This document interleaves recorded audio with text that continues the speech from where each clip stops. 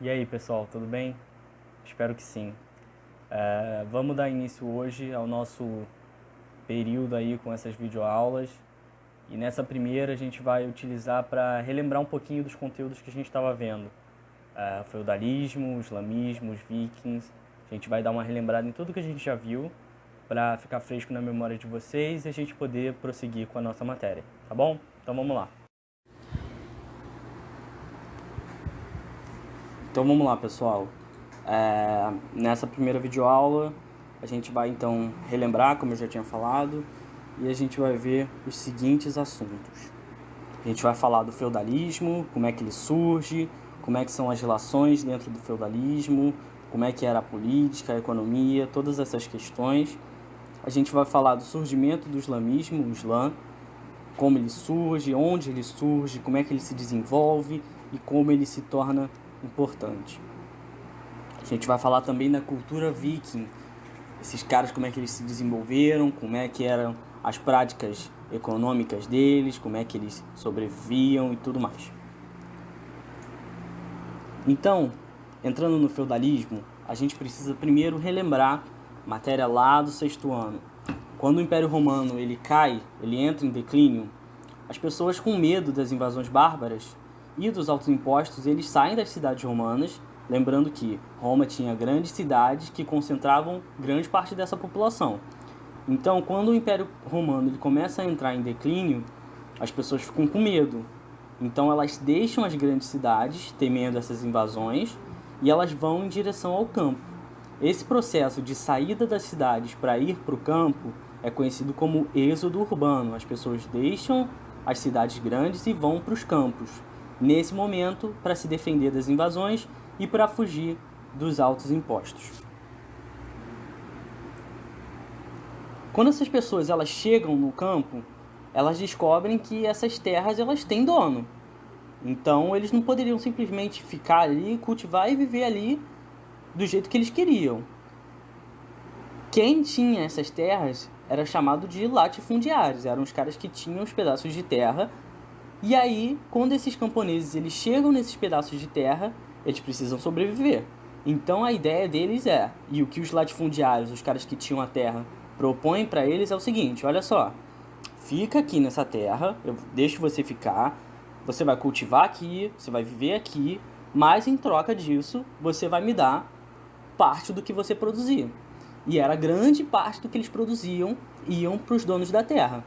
Mas como essas pessoas elas não tinham outra alternativa, elas precisavam de um lugar para viver, elas precisavam se alimentar, então foi uma escolha difícil, mas foi uma escolha que eles tiveram que fazer.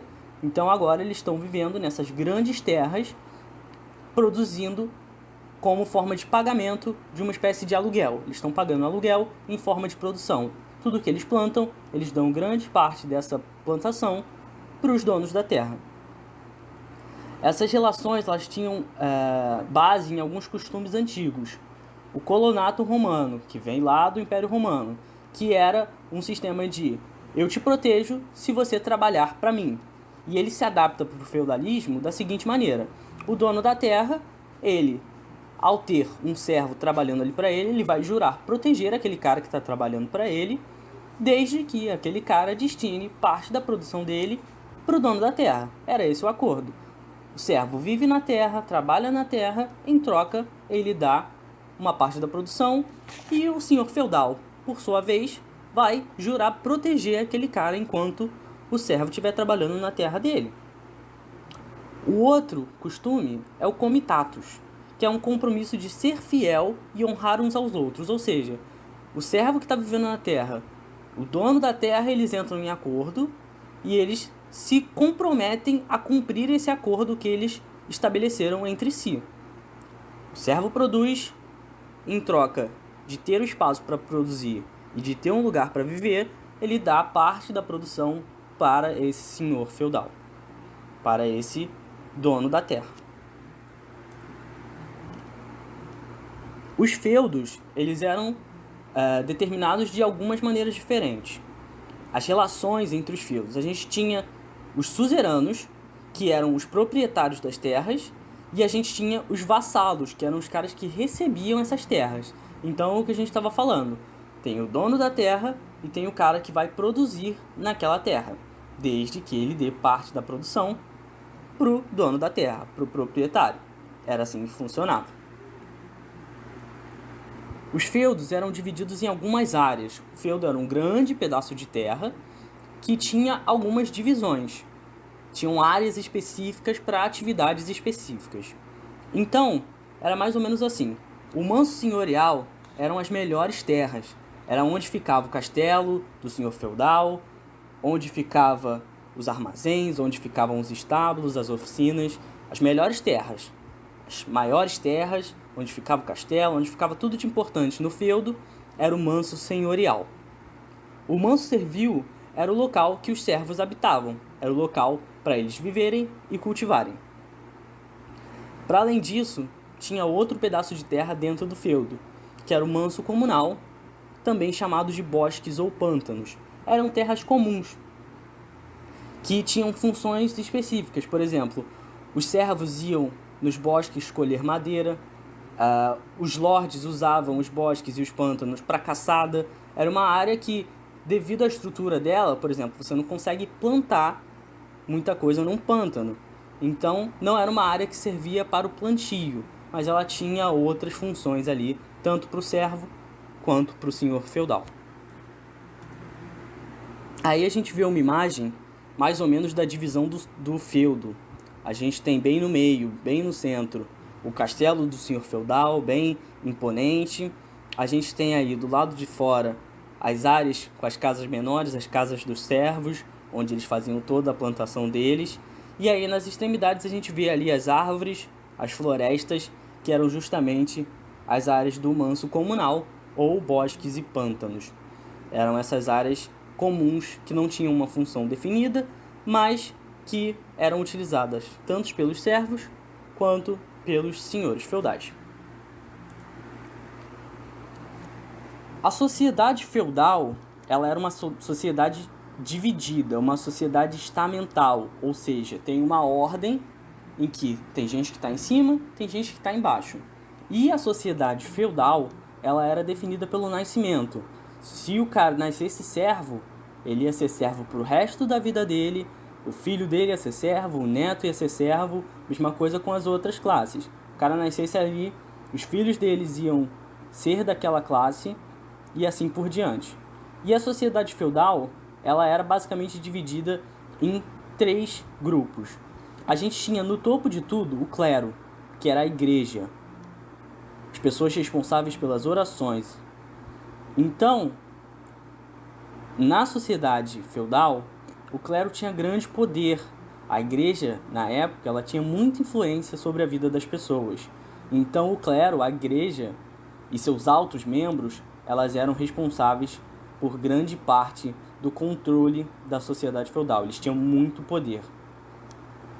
A gente tinha a nobreza também. Eles eram os caras que possuíam as terras, eram a galera mais rica. Eles eram responsáveis pela proteção do feudo. Eles eram os que guerreavam quando surgia algum conflito. Então a nobreza, ela tinha esse papel de proteção sobre as pessoas.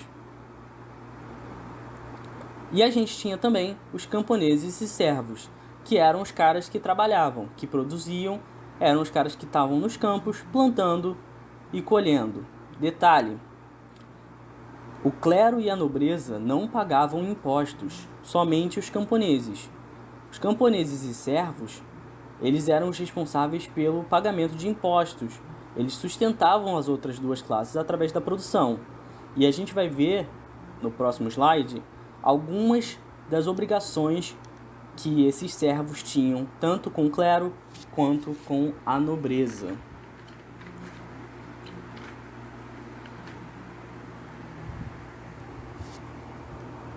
Então eles tinham essas obrigações, além da questão de dar parte da produção para os donos da terra, eles tinham algumas outras obrigações. Por exemplo, a corvéia determinava que eles deveriam trabalhar cerca de 3 dias por semana, de graça, no manso senhorial, ou seja, nas terras do senhor. Ele deveria trabalhar de graça durante algum período na terra do senhor, ao invés de estar trabalhando na terra dele. Outro Outra obrigação que constava era a talha. Era um imposto que correspondia a tudo que os servos produziam, geralmente 2/3 ou metade da produção, ou seja, grande parte do que eles produziam ia para as mãos dos donos da terra, os senhores feudais. Banalidades eram taxas pagas por uso de instalações dentro do feudo. Por exemplo, o celeiro. Se o servo quisesse usar o celeiro, ele deveria pagar uma taxa ao senhor feudal. Se ele quisesse usar o moinho, mesma coisa. O forno, mesma coisa. Todos esses serviços que estavam fora do manso dos servos, do manso servil, eles deveriam pagar para poder usar essas atividades. O tostão de Pedro era aí que a igreja, o clero, recebia, porque era o dízimo, correspondia à 10ª parte da produção agrícola e era utilizado para a manutenção da capela local. Dentro do feudo tinha uma capela, tinha a presença da igreja, então o tostão de Pedro era justamente a parte do imposto que os servos pagavam para o clero. E aí agora falando ainda do clero, a gente vai ver como é que esses caras eram influentes, como eles tinham bastante poder dentro da sociedade. Porque se a gente parar para pensar, não era muito justo a questão dos servos serem os únicos que pagavam os impostos. Então, o que a igreja usava para fazer os servos acreditarem que aquilo ali era verdade absoluta? A igreja, ela afirmava que todo mundo tinha um papel definido na sociedade por Deus. Então, se você questionasse a sua ordem, por exemplo, você é servo e você se questiona por que você é servo e você não é nobre. Se você questionasse isso, a igreja ia te dizer que você estava questionando a vontade de Deus. Porque se você é servo, é porque Deus quis. Se o cara lá é nobre, é porque era a ordem de Deus. Era isso que a igreja afirmava. Então todo mundo tinha o seu papel definido dentro dessa sociedade por Deus. Era a igreja que tinha a palavra final quanto a isso. E aí, por causa disso, eles tinham grande poder e influência dentro da sociedade feudal. A igreja em si, ela tinha uma divisão em 2 grupos principais. O clero secular, que era o clero que vivia fora dos mosteiros, os padres, os bispos, todos os religiosos que viviam fora dos mosteiros eram conhecidos como clero secular. E o clero regular era o clero formado por membros que viviam dentro dos mosteiros. A gente tem os monges de diversas ordens religiosas que viviam enclausurados nos mosteiros. Eles tinham funções específicas, por exemplo, a cópia de textos religiosos. Era eles que sabiam fazer esse tipo de função. Então, o clero, ainda como um grande grupo, tinha a divisão entre eles. A gente tem o secular, que eram os padres, os bispos, todo mundo que vivia fora dos mosteiros, e o clero regular, que era um grupo de religiosos mais fechados, que tinham algumas funções específicas, como a gente falou.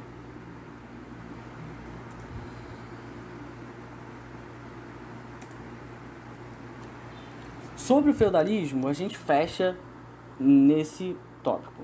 A gente falou como a sociedade feudal ela se organizava com a questão dos que trabalham na terra e dos que possuem a terra, e como para viver nessa terra e produzir eles deveriam pagar esse aluguel, entre aspas, para os donos da terra em forma de produção.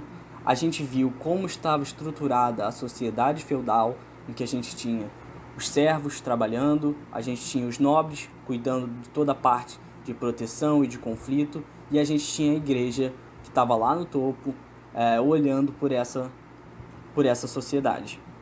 A gente viu também como o clero se dividia, a gente viu quais eram as obrigações que os servos tinham que cumprir com os senhores feudais, que eram os donos das terras. A gente entendeu como é que esse sistema funcionava e por que ele surgiu, como ele surgiu, com a questão da queda do Império Romano, com as pessoas deixando as cidades e indo para o campo, com elas não tendo boas condições no campo e elas acabam tendo que aceitar esse acordo com os donos da terra. A gente entendeu esse processo, a gente viu como ele se estruturou e Nas próximas aulas a gente vai continuar falando sobre ele. Agora a gente vai entrar em outro assunto que a gente também falou em sala de aula. Como o islamismo surge, onde ele surge, a gente vai falar um pouquinho disso. Então, primeiro a gente precisa se localizar geograficamente. A gente vai falar da Península Arábica. Ela está ali, logo depois, pegando parte da África, pegando parte da Ásia, onde hoje a gente tem esses territórios, como Israel, Jordânia, Arábia Saudita, Egito, Sudã. Então, tudo isso que vocês estão vendo aí nessa foto faz parte da Península Arábica e é onde começa a surgir o movimento do islamismo. Mais ou menos no mesmo período que o feudalismo está se desenvolvendo lá na Europa, onde hoje a gente tem França, Portugal, Espanha, Inglaterra, a gente tem lá na Ásia e um pedacinho da África esse outro movimento surgindo, que é o islamismo. Então, olhando aí o mapa, a gente consegue visualizar onde está localizada esse assunto que a gente vai falar. Sobre a Península Arábica ainda, a gente vai destacar que esse território ele era desértico. Clima muito quente, pouca vegetação, pouquíssima vegetação. Então, esse clima muito quente, ele faz com que a agricultura não seja muito viável. Eram poucas coisas que cresciam nessa região. Então, para sobreviver, os grupos que viviam ali, eles precisavam se situar próximos de locais propícios. No caso da Península Arábica, as grandes cidades elas surgiam próximos a oásis, que eram áreas que tinham água, que tinham pequenos lagos, que tinham correntes de rios. Então, eram esses locais que essa população se fixava, justamente por causa disso. Muito quente, não dá para plantar direito, então eles precisam estar perto de uma região propícia para eles sobreviverem. Esse deserto ele era habitado também por grupos nômades. A gente falou disso em sala de aula. Os grupos nômades são os grupos que não têm localidade fixa. Eles ficam andando pelo deserto, param no local, ficam um pouco ali e logo eles começam a se movimentar de novo. E os grupos nômades que estavam ali andando pelo deserto durante esse período eram os beduínos. Eles estavam ali, eram grupos que tinham ali uma cultura específica para eles, e parte dessa cultura era a questão do nomadismo. Eles ficavam no local um pouquinho, se deslocavam e ficavam assim eternamente. Eles não se fixavam em nenhum local. Outro ponto que a gente pode falar sobre a Península Arábica é que a política não era centralizada. O que isso quer dizer? Não existia um grande rei que tomava conta de tudo, como era a questão da Europa. Na Europa tinha o rei e ele dominava algum território, e dentro daquele território quem mandava era ele. Na Península Arábica era um pouquinho diferente. As cidades árabes elas eram independentes. Tinha uma cidade numa localidade e ela tinha um governante. E o governante mandava naquela cidade ali. E mais distante tinha outra cidade com outro governante, com outras leis, com outro povo vivendo. As cidades não eram centralizadas, cada uma tinha o seu próprio governo. Nesse território vai surgir um cara que vai começar a mudar a estrutura do local. O nome dele é Maomé. Maomé, ele nasce por volta de 570 d.C., na cidade de Meca. Durante a adolescência, ele começa a entrar em contato com as caravanas que percorrem o deserto. Lembra que a gente falou dos beduínos, os nômades? Então, o Maomé entra em contato com esses grupos e ele acaba se juntando a eles em suas viagens. Durante essas viagens, ele começa a entrar em contato com as religiões monoteístas. O que isso quer dizer? Religiões que só acreditam em um Deus. Exemplo, o cristianismo e o judaísmo. Então, entrando em contato com essas religiões, o Maomé começa a se inspirar nelas e a gostar do que elas pregam, gostar dessa ideia de monoteísmo, de ter um Deus. E aí, alguns anos depois, uns 30, 40 anos depois, o Maomé tem a visão de um anjo que revela para ele os detalhes de uma nova religião, cujo Deus era Alá e Maomé era o profeta de Alá. Então, o Maomé, quando ele tem essa visão, ele decide contar dessa nova religião que ele descobriu, que ele veio através de visão, para as pessoas das cidades. e ele parte justamente para a cidade de Meca para falar sobre essa nova religião do Deus Alá e do próprio Maomé, que era um profeta. Quando o Maomé chega nessas cidades para falar do que ele descobriu, o Maomé ele é perseguido pelos comerciantes. Para vocês entenderem, a cidade de Meca era uma cidade que lucrava com o comércio religioso. Lembrando, a gente já tinha o desenvolvimento do cristianismo e do judaísmo. Meca já era considerada uma cidade sagrada para essas religiões. Então, quando o Maomé chega com uma outra religião diferente, a galera pensa que se essa ideia do Maomé começar a se espalhar, o pessoal da região não vai mais parar em Meca para comprar os itens religiosos que eles vendiam. Eles tinham medo de Meca deixar de ser uma cidade sagrada por causa da religião que o Maomé trazia. Então, devido a esse fato, o Maomé é perseguido dentro da cidade e ele é obrigado a fugir da cidade de Meca. Ele sai da cidade de Meca e ele vai parar na cidade de Medina. Só que, nessa fuga do Maomé, quando ele chega em Meca e ele começa pela primeira vez a difundir as ideias da religião dele, muita gente gosta do que o Maomé está falando. Muita gente acredita no que o Maomé está falando e começam a seguir o Maomé. Então, quando ele vai de Meca para Medina fugido, muitas pessoas vão junto com o Maomé, porque elas acreditam realmente que o Maomé é um profeta e que Alá é um Deus, e elas gostam dessa nova religião que o Maomé apresentou para elas. Então, já nessa fuga de Maomé de Meca para a cidade de Medina, o Maomé leva com ele muitos seguidores. E aí, quando ele chega em Medina, essa religião se difunde ainda mais. Essa fuga de Maomé de Meca para Medina, ela é o marco do calendário islâmico. Ela marca o início do calendário islâmico, que é chamado de Hégira. O calendário islâmico, chamado Hégira, ele tem início justamente quando Maomé sai da cidade de Meca e vai para a cidade de Medina. E isso é um marco muito importante para a religião islâmica.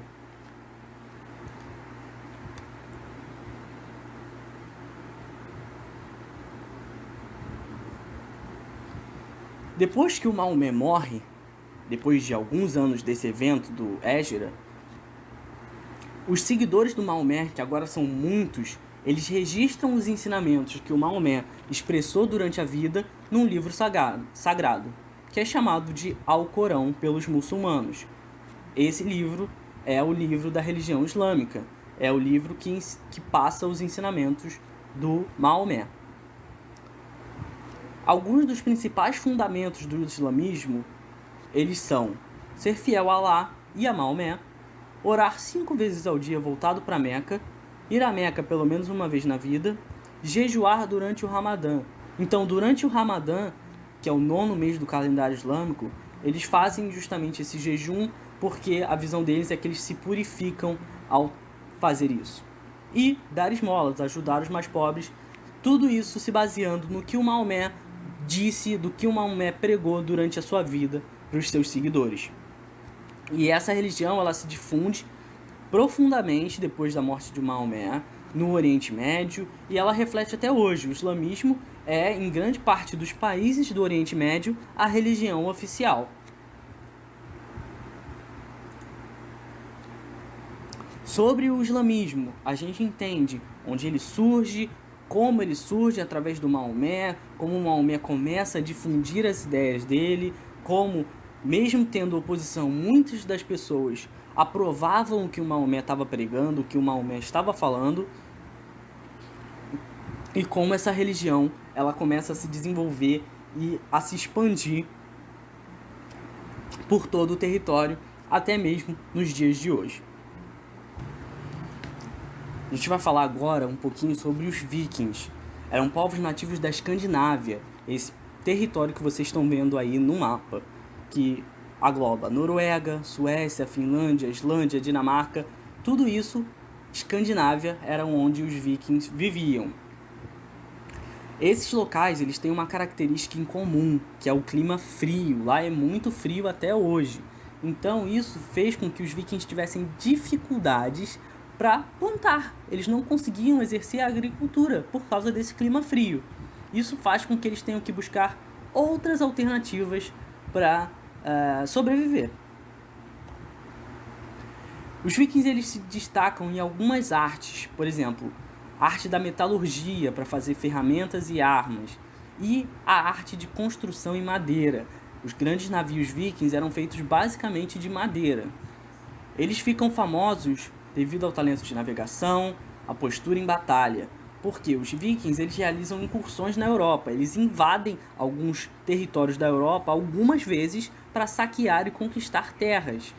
Então, esse talento de navegação e essa postura em batalha, elas ajudam os vikings a terem mais sucesso nessas incursões à Europa.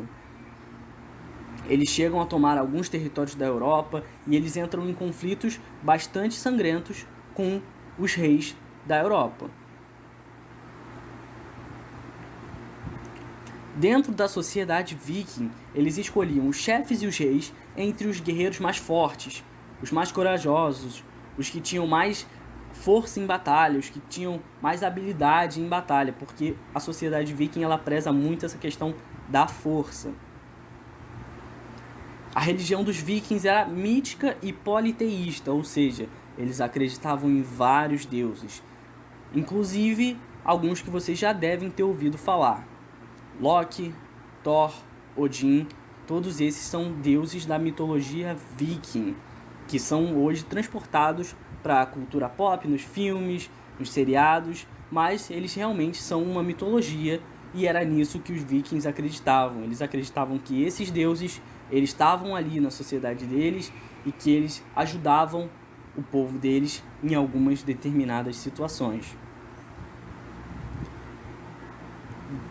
Nessas incursões na Europa, os vikings eles ficaram famosos entre os reis europeus e a população, porque o povo da Europa, principalmente a galera que vivia nas vilas pequenas, nas cidades pequenas, eles tinham medo de ser saqueados pelos vikings, porque os vikings eles tinham essa fama de ser cruéis em batalha, de ser brutais. Então eu vou passar um pedacinho para vocês de um vídeo onde a gente vai ver um pouquinho. Primeiro, a questão da partida dos vikings, quando eles saem do território deles em direção à Europa para fazer essas incursões, para fazer esses saques. E aí a gente vai ver um pedacinho de uma preparação de batalha, onde a gente tem os exércitos vikings e os exércitos da Europa, dos reis europeus, se preparando para enfrentar. A gente vai ver a diferença na postura, onde a gente tem o exército viking gritando, batendo nos escudos, fazendo barulho, e a gente tem os soldados da Europa, os soldados com o seu rei ali mais acanhados, eles têm medo porque os vikings têm essa fama de serem maus, de serem brutais. Então a gente vai ver essa diferença entre os exércitos da Europa e o exército viking.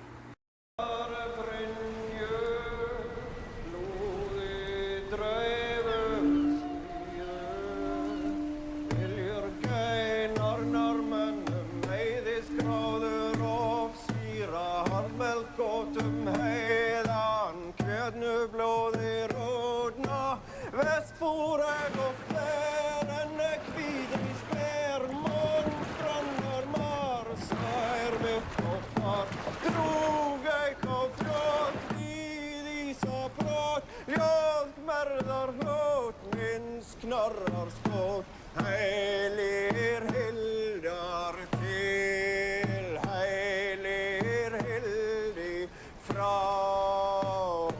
Koma þær heilir hvaðan.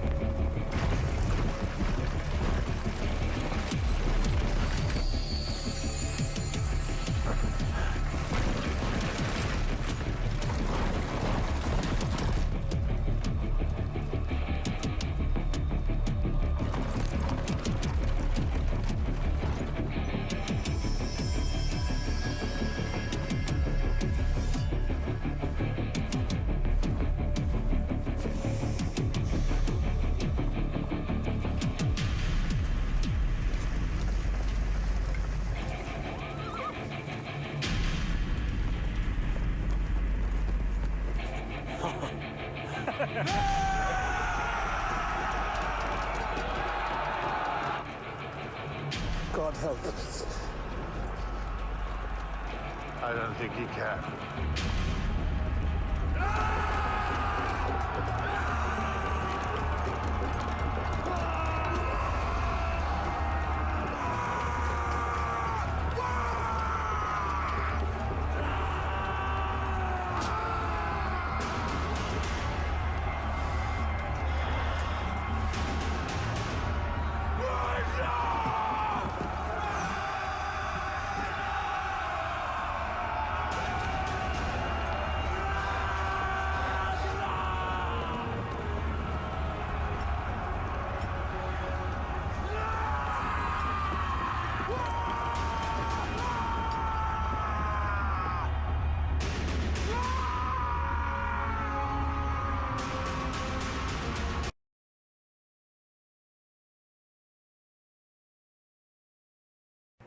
É isso aí, pessoal. Espero que vocês tenham gostado, que vocês tenham entendido, tenha ficado tudo bem claro. Se não ficou, vocês têm aí os canais para enviar as dúvidas, as perguntas. Por favor, mandem se ficou alguma. Eu vou estar respondendo vocês.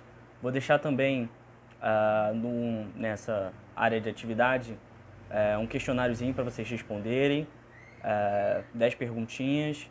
Respondam, façam direitinho e enviem. Eu vou estar corrigindo. E aí, na próxima semana, na próxima aula, comenta sobre essas questões, tá bom? Um abraço, pessoal. Tchau, tchau.